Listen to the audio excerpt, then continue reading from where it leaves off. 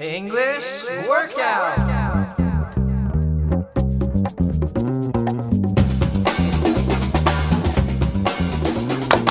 Yay! Welcome back, everybody. Welcome back to a special episode of English Workout. Yes. Right? This is going to be our fourth guest episode now. So we've been doing this podcast for 4 months and going. And today we have us... Special guest from America. Right. He's actually just here traveling for business and pleasure over the next week. And his name's Scott Osiol.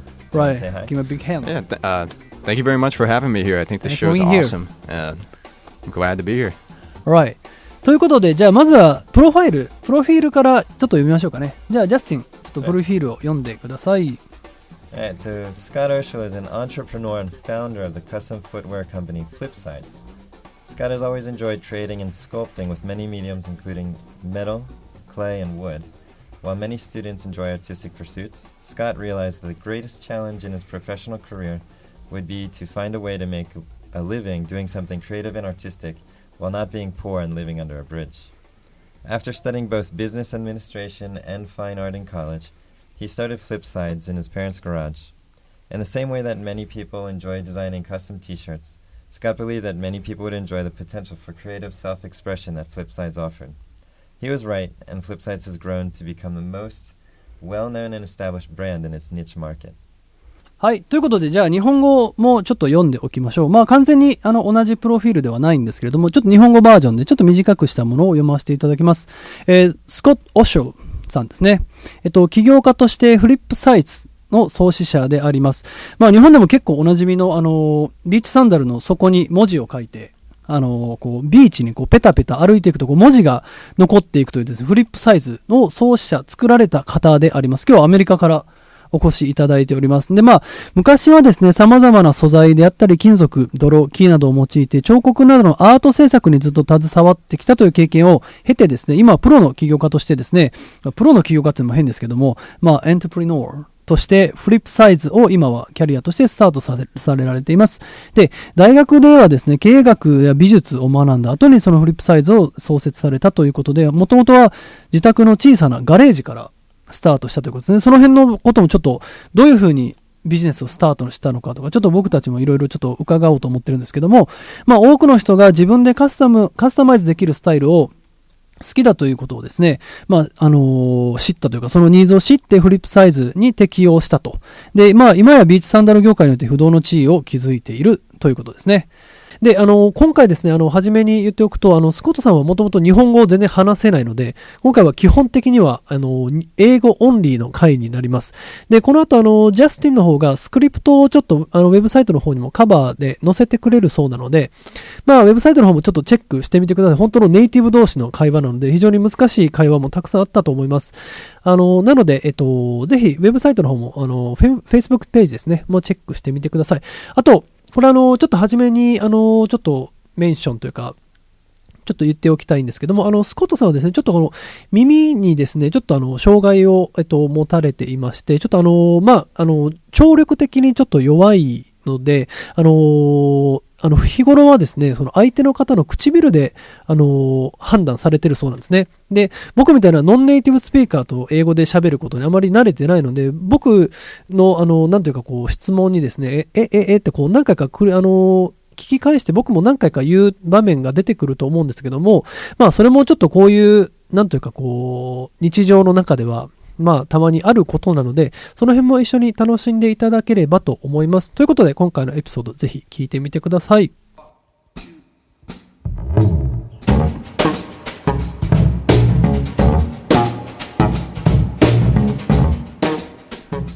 Nice to meet you. And thanks for being here. Yeah, no problem. Glad to be here. Yeah. Right. So, you're not living in Japan. You're actually the first guest that we have that's a visitor. You came in on Wednesday. How's the experience been so far? It's been awesome. Tokyo is amazing. It's got to experience a lot of great food, good alcohol so far, and seen some pretty cool sights. A lot more to see. I want to see the temples and shrines, and perhaps take a trip up a mountain. Oh yeah? You think you're gonna go see Mount Fuji sometime soon? I mean, not all the way up the mountains, but It's gonna be I'd hard. look at it. Right. Where did you go in Japan so far? Where did you go? Where did I go in Japan so far? Mm. I've been to Osaka, Kyoto, and now Tokyo. Mm-hmm. So how about Tokyo? There's so many names and they all blend together to me right now. I can't differentiate too well. I think some of the places you were at were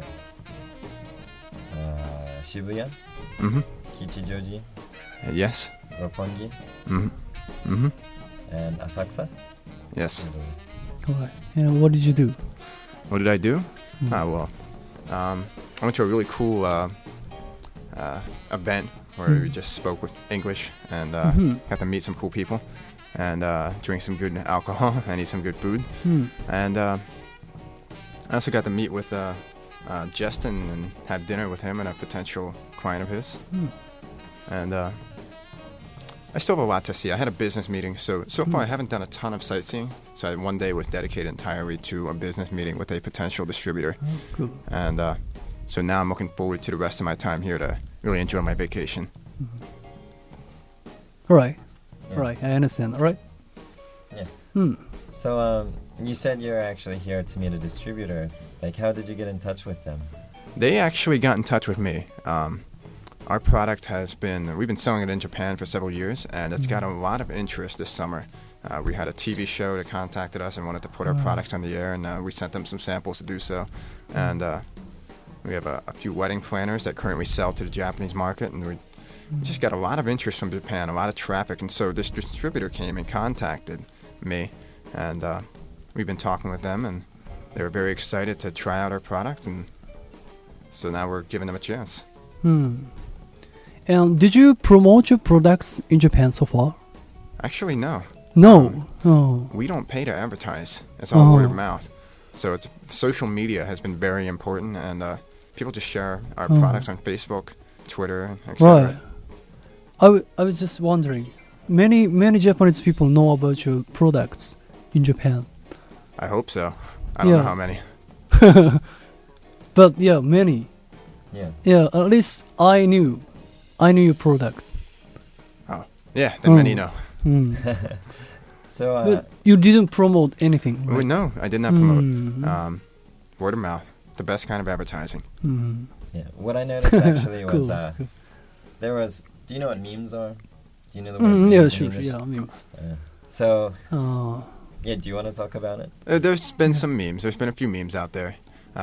We've had designs such as a pair that said "Follow me," and someone made a meme where underneath it just said "Challenge accepted," and that was the very first meme that we had that got passed around the internet, and we got a ton of traffic and orders from that. And then there was another one that I don't know if you're familiar with Futurama, the TV show. There's a scene where Fry says, "Just shut up and take my money," and it's a picture of our "Follow me, bring beer flip-flops," and Fry underneath yelling that. So there's a couple of the memes that are out there. It's kind of a good promotion, right? Yeah. To let people know what it is. The memes have been good. We actually, what's really big is celebrities. We've had a few comedians talk about us and post on their Facebook page. Such as, can you think of some specific celebrities? Larry the Cable Guy posted about us. And Really? Gabriel Iglesias, there was a post on his Facebook wall. And then my favorite one, a porn star, Brie Olson, actually tweeted, "Wouldn't this be an awesome gift for a girl?" And she had 500,000 followers, and immediately 500,000 guys came running to our website because Brie Olson told them, check out our product. Oh wow! So when things like this happen, is it all good? Like, is it a huge boost to business? It's a mixed blessing. I mean, we want steady business. We don't want a tidal wave. So because we make every pair to order, people have to understand that we're making every pair handmade. So if 10,000 people order at once, and our normal turnaround time is a week, they're not all going to get them in a week. They may be waiting a month. So we've had that happen a few times now. If our product has gone viral on social media or some big name has talked about us, and we just get slammed with orders. So it's been a challenge. It's very challenging because you have so many employees and so much capacity that you're able to do, and then suddenly you have to ramp everything up quickly. And then once that tidal wave dies down, you got to let some people go. And it's challenging. but fun, right? Oh yeah, it's fun. Pays well. It's very challenging. Right. Right. And first, we want to focus on the very beginning of the business, how he started his business. Is that okay? Yeah, not a problem. So we jump into the topic. Well, how did you start your business?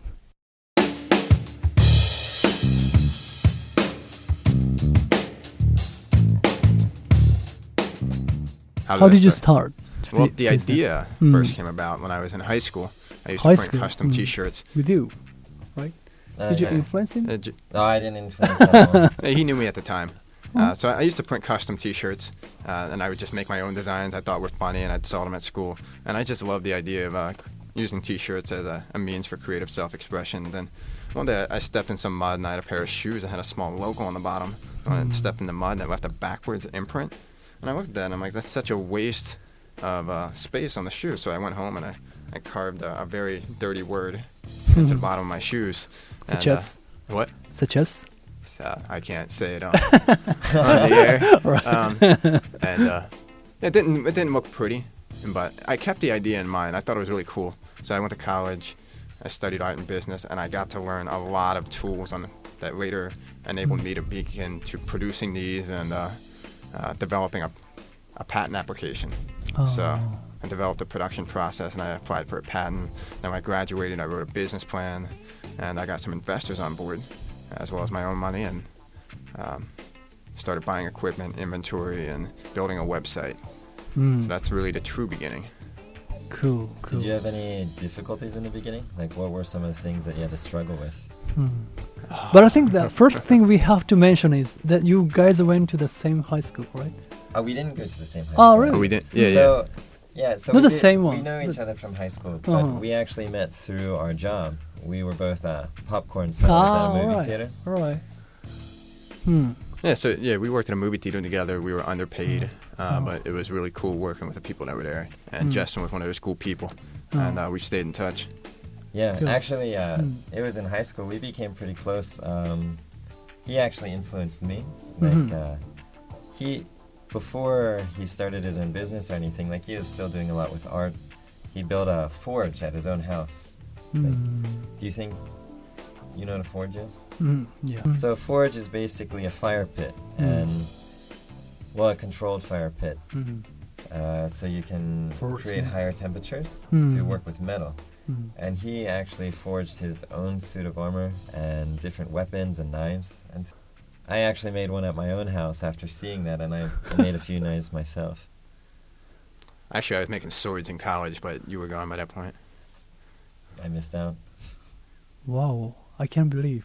How did you get the forge? How did you get what? You made it. Yeah, I built a forge. It's not hard. For Oh. 5,000 yen, I could build a forge for you. Oh. Wow. Simple one. Start a new hobby. Right, it's gonna be hard. But how did you find him? How did you find him back then? How did I find him? Like, what type of How did, person? yeah. What he was like.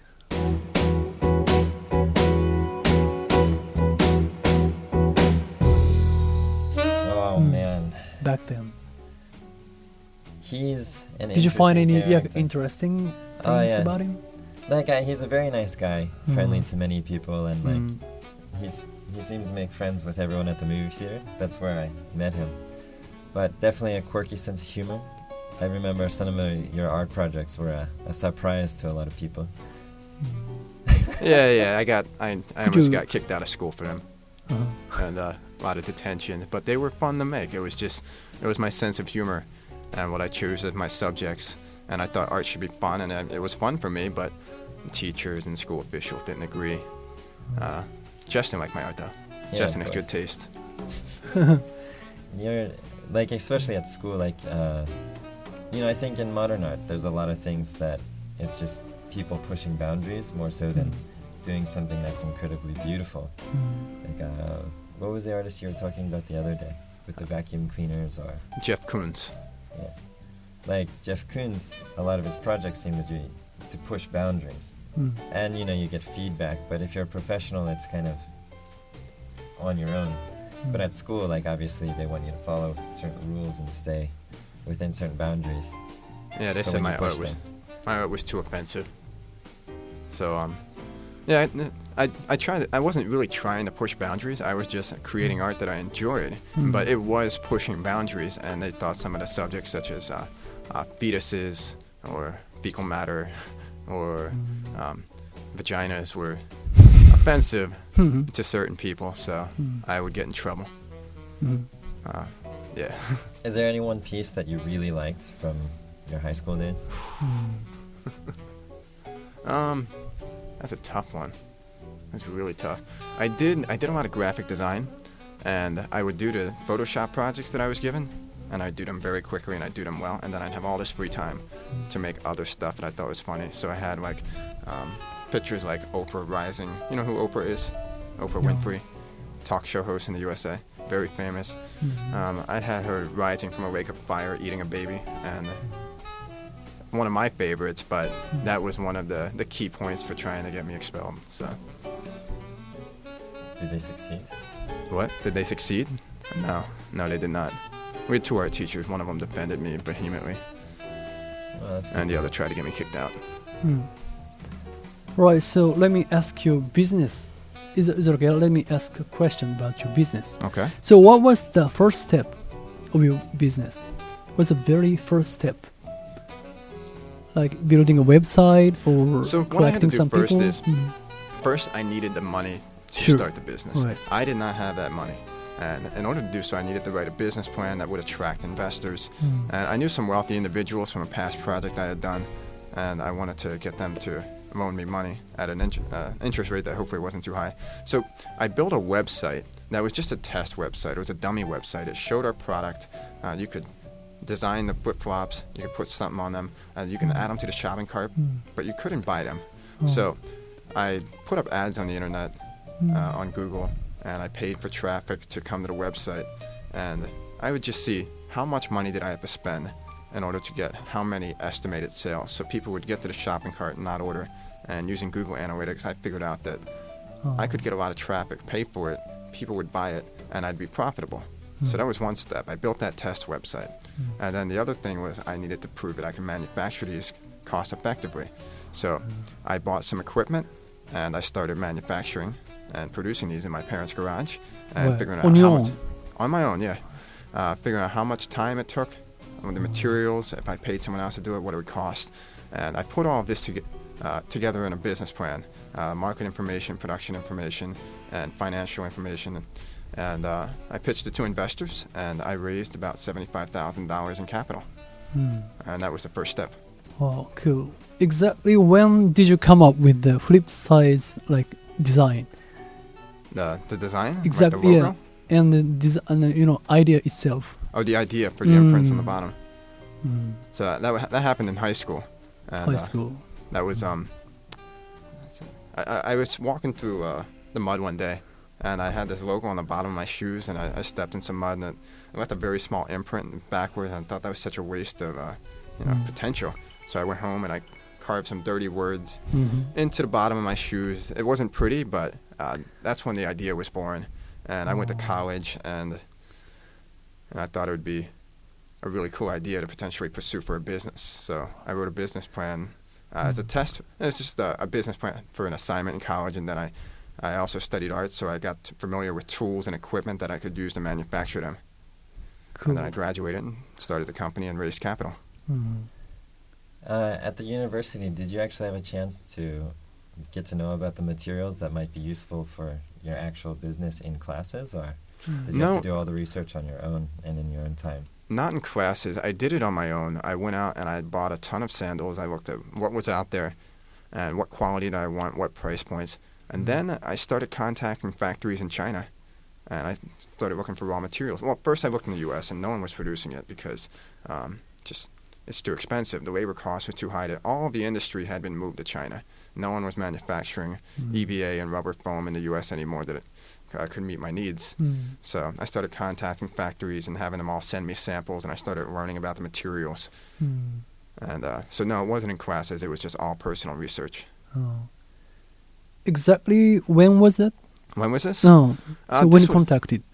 And this was during my last semester in college. Oh. I started really getting into the, I knew I wanted to graduate and hit the ground with my feet running with this business. So while I still had classes, I was also contacting factories, getting samples, and starting to learn about this. Right. Look, 2019. This was 2009 going into 2010. Cool. About 7 years ago. 7 years ago. Yeah. Right. So you wanted to do this, and right from the start, did you have to do anything like in between? Like I think a lot of people end up starting their own businesses, have to have a side job or have a job, and they start the business on the side, and as it grows. What is typical is, well, at least what is common, you'll see a lot of people will graduate from college, they'll get jobs at a company, they'll put in, they'll get their tenure, whatever field it is that they want to do, whatever they want to start their company in, they go work for a company that has, that educates them, teaches them, and then after, maybe 5 or 10 years at that company, they'll quit, they'll start their own business. Or those, it doesn't have to be so drastic. They can do it. They can start something on the side, and it can grow organically while they're working, and they can balance a part-time job with, that business they're trying to start. So there's a few ways you can do it. How did you do it? I did it the hard way. I graduated from school and went right to starting my business with no experience working in any kind of large companies or corporate environment. And how did you find your partners? How did I find my partners? I do not have any partners, but I do have investors.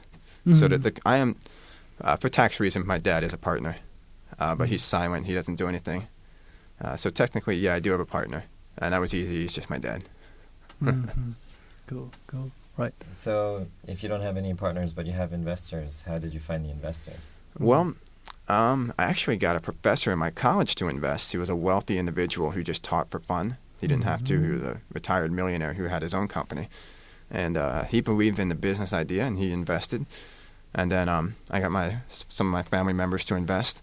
And then I found other investors through a college project that I had done to raise money for my college tuition. And there was something called Tires for Tuition, where the local river near my house had many car tires discarded into it. And I got local residents and companies to sponsor me and a group of other college students to go in the river and pull the tires out. Everyone would donate maybe $0.25 or $1. And in this way, I met a lot of people that had quite a bit of money, that knew me, and they knew I had drive, and they liked me. And when I went to them with a business plan, some of them invested. All right. So just to clarify a little bit, the tire project, this was actually kind of like an environmentally friendly project? Like you were cleaning up while making money and meeting future investors? Yes, it wasn't just to meet investors and it wasn't just to make money. It was to clean up the environment. We pulled hundreds and hundreds of car tires out of the local river, and this was just over a few kilometers. It was a very small section that we just every year would go in and clean up, and the tires would continue to wash downstream. And it's just ridiculous how many tires people were just throwing into the river. It doesn't make sense. So we cleaned up the river, and we paid for a tuition for college. Wow, that's pretty awesome. Cool. And as of right now, how many countries do you do your business? That's very hard to say. We have a website where just most countries can buy from us. So you just go on our website, buy a pair, and we'll ship it to your country. There's just a few countries that are blocked due to commonly being fraudulent purchases rather than legitimate customers. So there's a few select countries that we don't ship to, but other than that, we ship to just about every country in the world. Like China, Russia, or something? Are we talking about the countries I ship to, or the ones I block? You're blocked. Blocked. I've blocked several countries in South America because credit card fraud, and some countries in Africa too. Due to some problems. Yes. Right. How does credit card affect you as the business owner? How does what? How does credit card fraud affect you as a business owner? That's not a big part of what affects me, but it's frustrating. We have maybe a few $1,000s every year that are lost because someone uses a stolen credit card to buy flip-flops and then ship it to them via express shipping and then file a chargeback. So in the end, we're out the cost of manufacturing the flip-flops. We're out the cost of a very high international shipping fee. And then we have to refund everything too. So it's very it can add up. Oh, It's been expensive. cool. I got it. Do you have any idea on which countries your product's really popular in? Like it seems to be going to most countries have the Yeah. ability to buy. But How do you know about which Brazil right now? Like Brazil? Like Mhm. the Oh, Olympics, Brazil? The Right, Olympics are going yeah, on the right Olympics, now, yeah. like, You know- was there an influx due to that at Yeah, all? there's so many beaches. Brazil has many beaches, Mm. and they have a very large domestic flip-flop industry, Mm. and they have high tariffs. I think they're protective of the flip-flop industry. It's been very challenging to ship to Brazil. Everything Oh.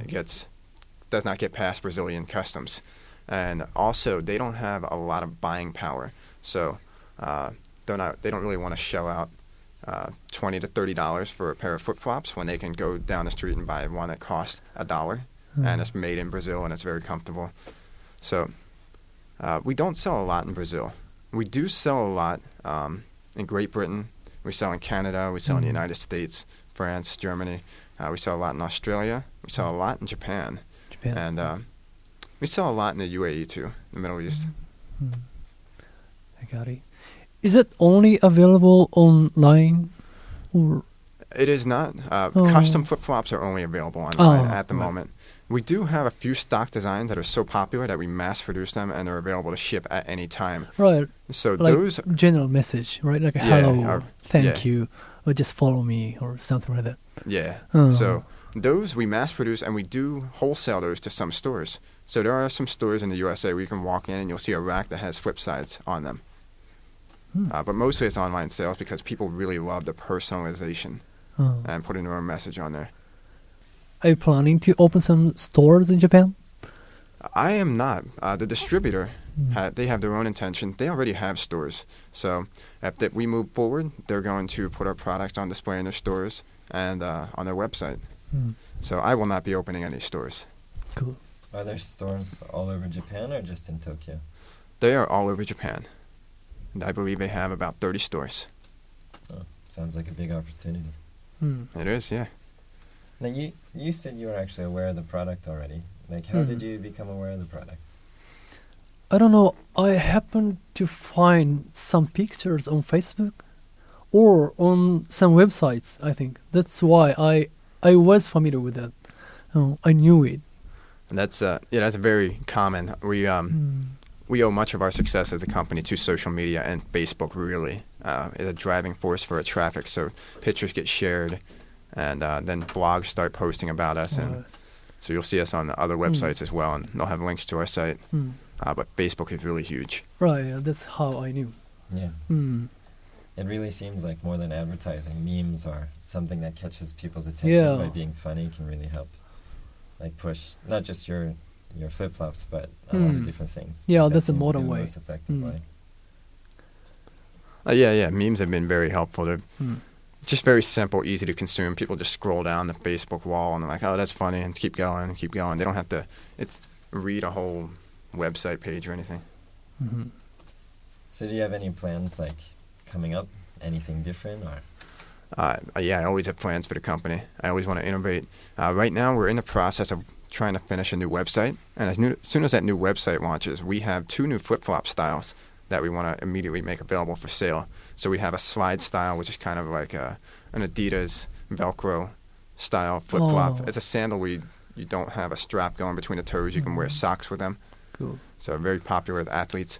And then we also have a wedge, which is just a really high heel, so like 3 or 4 inches on the heel, and you can wear those down the beach and they leave imprints.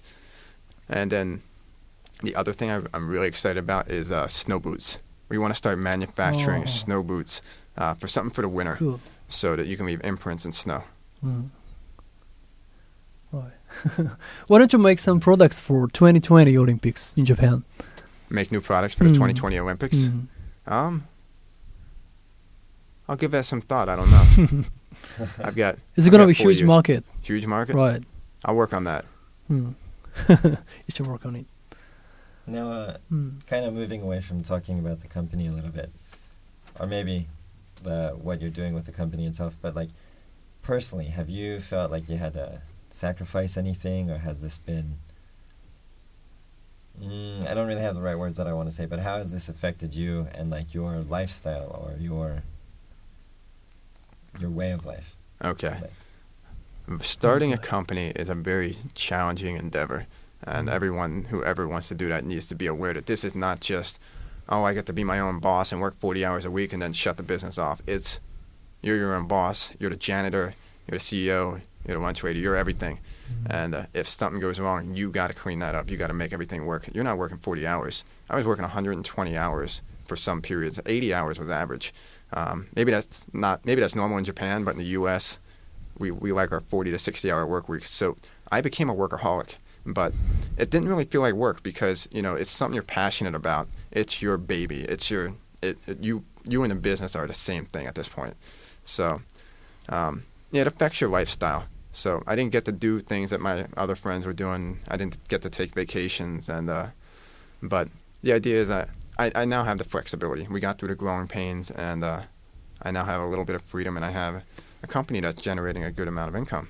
But I have employees that take care of these things, take care of important tasks for me. So a big challenge with the company is the growing pains of starting from one or maybe two or three or whatever your team is and getting to a point where you have the optimal number of team members to handle your task. Cool. And my last question for this segment is, so what would you like your company to be in the future? What would I like it to be? Multi-billion-dollar company. Maybe own the world. All right. Go ahead. Well, I'm not that ambitious. I'm not going to make it really big. We're going to stick to our niche market and maybe develop some other niche markets. And I want to stick to personalization. I really like that. And I want to have fun products. So we're thinking maybe stuff like yoga mats. And right. Yeah, I think it'd be really cool to be able to print on yoga mats and make custom yoga mats. Maybe socks, personalized socks. I think tabby socks so you can wear them with the flip-flops would be really cool. So I want to continue to grow the business, but I don't have huge, ambitious plans for it. It's a niche market. I'm not Walmart. I'm not Sony. I just want to be happy with it. Cool. Yeah. I think what's the best about your product is your idea can be, applied to any ideas, like snow boots or like other products. Yeah. Right. For the most part, we can apply it to a very wide range of footwear. But because they leave imprints, it's got to be footwear that you use with something that can receive an imprint. So that's sand, mud, and soil, but the less common there, and snow. So there's a lot of snow around the world year-round. There's a lot of sandy beaches that people go to. So boots, flip-flops, sandals make sense. All right, thanks. So let's go on to the second segment. All right.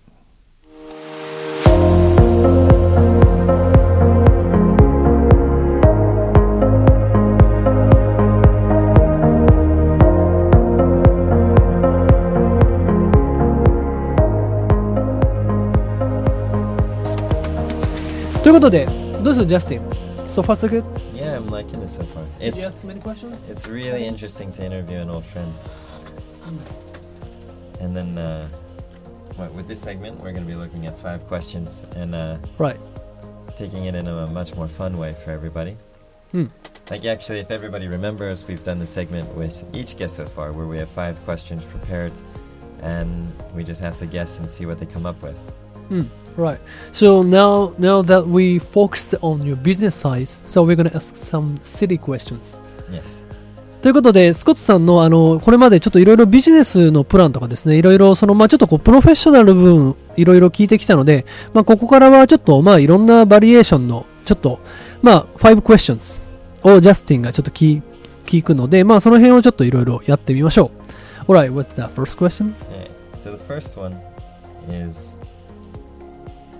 flavor of soda would you be? Would you be? I would be Dr. Pepper because I'm dark and mysterious and you can't figure out what 23 ingredients I'm made from. And I'm also sweet. Sweet, yeah. Very sweet guy. In many ways. Alright. Very simple. Now the next question I have. I believe you're dating someone...who is in China right now, but she's actually Portuguese, right? Really? I didn't know that. So if you could swap one trait with your girlfriend, what would it be? One trade. One trade. I'm perfect. Yeah, so what would you have to give up to your girlfriend? Let me explain what trade is Oh, for sure. listeners. Trade ってこうよく出てきます。なんて言うんだろう。トレードってこう特性とか、日本語で言うと特質とか、なんていうかこう性格の特徴とかなんかそういうことですね。トレードってなんて言うんだろう。訳で言うとちょっと難しいですけど、まあそういう感じですね。その彼女と何か一つその自分の特徴とかを交換できるなら何にしますかという質問ですね。非常にsilly question. I never thought about it. Yeah. How about you? What I would swap, I think, just because I want to try it, she's very brash. I'm very patient.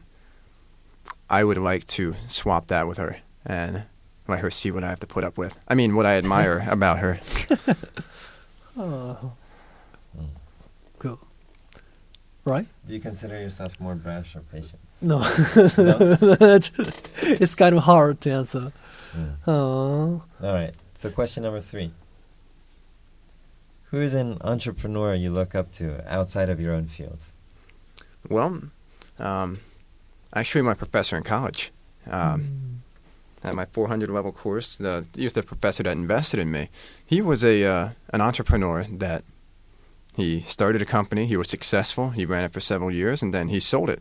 And he made a boatload of money, and he built a huge house, and he was sleeping on that money every night and decided, I want to do more with my life. I want to teach. I want to do something I enjoy. He wants to pass on his knowledge. So he started teaching at my university, and they didn't like him because he failed everyone, but he taught us very well.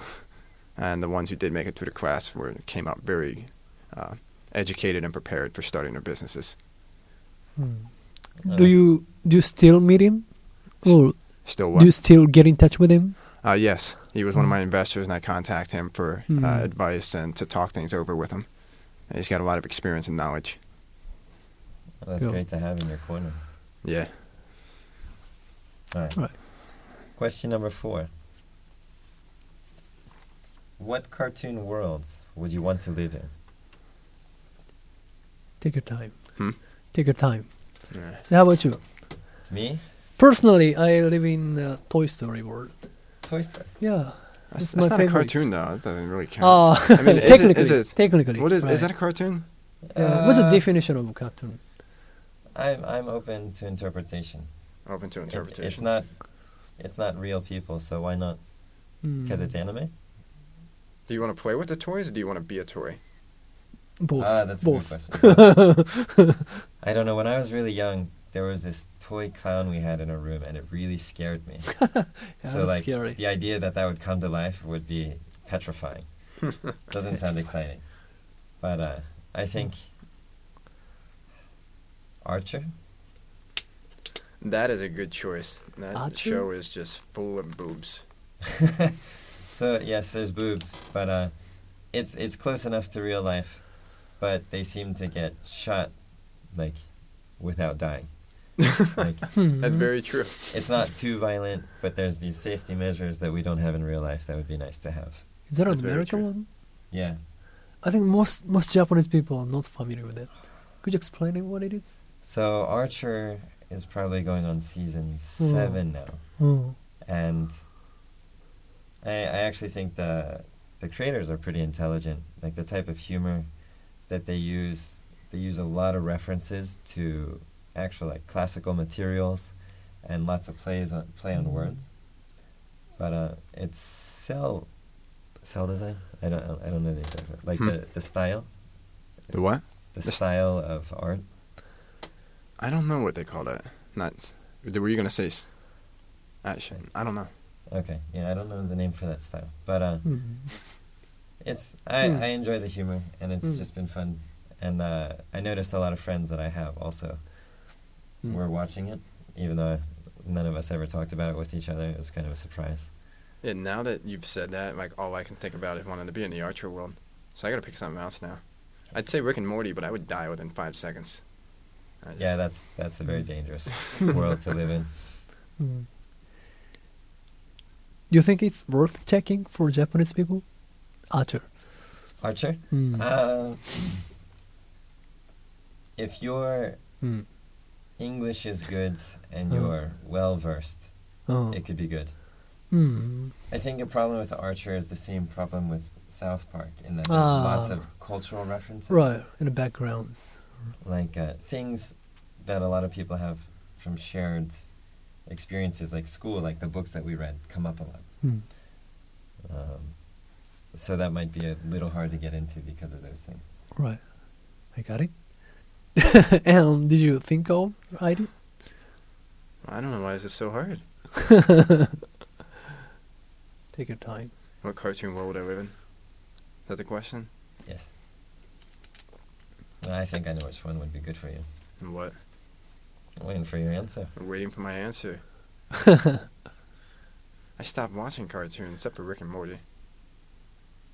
Mm.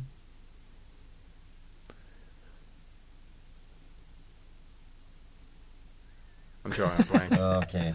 Right. I think Why you don't you would speed it up? enjoy Futurama. Oh yeah, that's right. What's that? Futurama. I already made that Futurama reference. Love Yeah. that show. So that might actually be a show that listeners could get into. Like it's futuristic. It's kind of off the wall. Not spin-off, but it's done by the people who did Simpsons.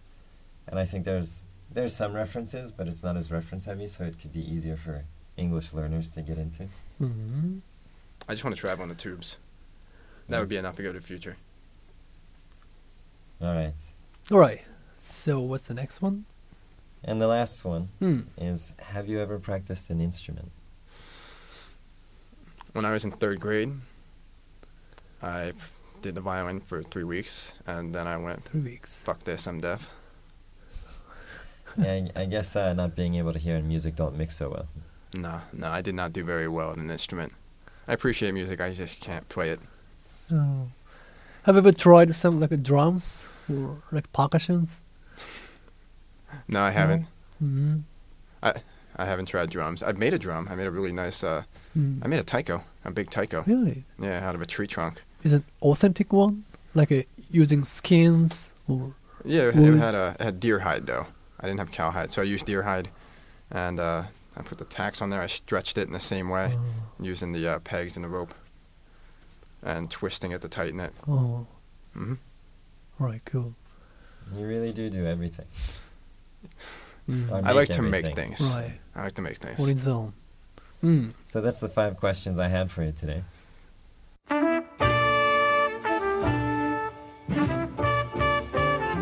Right. So thanks so much. Yeah, thanks for coming on as a guest today. Thank you very much for having me. Anything else or any comments on it?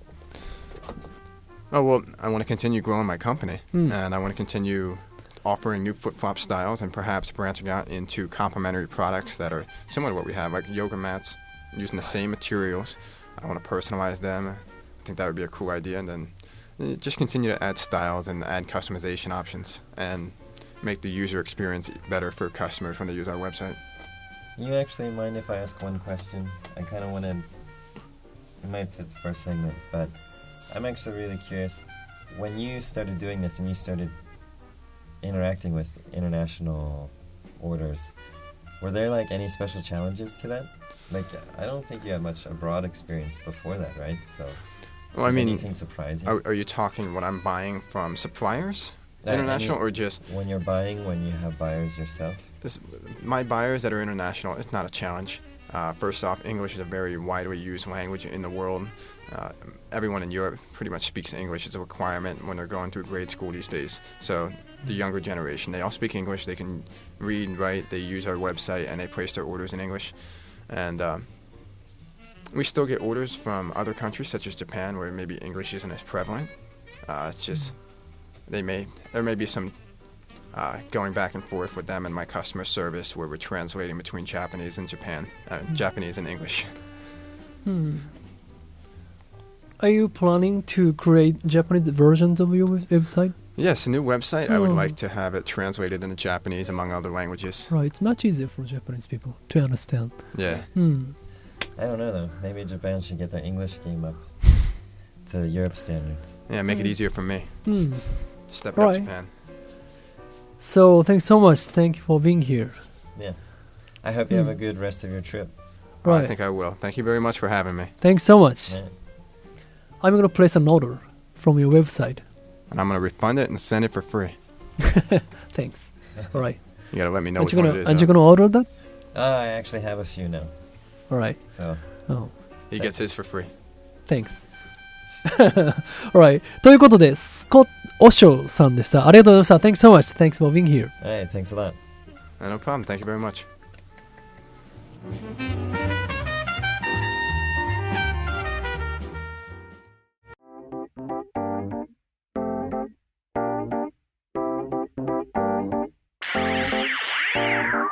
本日も番組をお聞きいただきありがとうございました。Facebook ページもあるので、どんどんお好きなコメント、質問お寄せください。Hey, thanks for listening. We also have a Facebook page, so if you'd like, feel free to leave us a comment. それでは今週も楽しんでいきましょう。English Workout!